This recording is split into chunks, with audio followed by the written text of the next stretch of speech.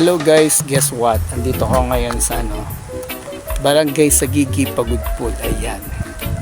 May bibisitahin lang tayong mga bata dito. Actually, pamangkin ko po. Ayan.